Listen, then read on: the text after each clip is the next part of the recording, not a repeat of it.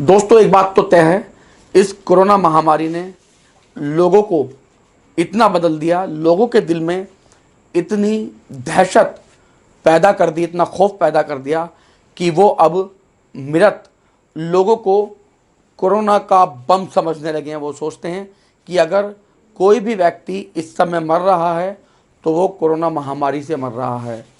तो देखिए, इस बुजुर्ग व्यक्ति ने किस तरह अपनी पत्नी को साइकिल पे पत्नी के शव को साइकिल पर रख के नदी के किनारे ले गया और वहाँ उसका अंतिम संस्कार करने की अकेले ही कोशिश की। लेकिन इन पुलिसकर्मियों ने वहाँ पहुंचकर जिस तरह इस बुजुर्ग व्यक्ति का साथ दिया और इसकी पत्नी का अंतिम संस्कार कराया, वास्तव में ये काबिल तारीफ है। कोरोना वायरस की ताज़ा लहर ने लोगों के दिलों में दहशत बिठा दी है। खौफ के इसी माहौल के बीच यूपी के जौनपुर से एक ऐसी तस्वीर सामने आई है जो इंसानियत को शर्मसार करती है। यहाँ गांव वालों ने एक बुजुर्ग को उसकी पत्नी का अंतिम संस्कार नहीं करने दिया क्योंकि हर किसी में कोरोना को लेकर डर था।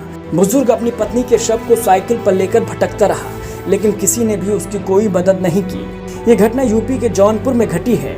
यहाँ मड़ियाहू कोतवाली इलाके में तिलकधारी सिंह की पत्नी राजकुमारी काफी दिनों से बीमार चल रही थी। सोमवार को उसकी तबीयत बिगड़ गई, जिला अस्पताल में भर्ती कराया गया, लेकिन अस्पताल में ही उसकी मौत हो गई। अस्पताल से एम्बुलेंस में शव को घर भेज दिया गया, लेकिन इसके बाद जो हुआ वो इससे भी ज्यादा दर्दनाक था। कोरोना के डर के कारण कोई भी ग्रामीण तिलकधारी सिंह के घर नहीं पहुंचा, न कोई मदद की गई और न ही किसी तरह की सांत्वना ही दी गई। ऐसे में शव की स्थिति ज्यादा न बिगड़े तो उन्होंने 27 अप्रैल को खुद ही पत्नी के शव को साइकिल पर रखा और उसका दाह संस्कार करने के लिए नदी के किनारे चल पड़े।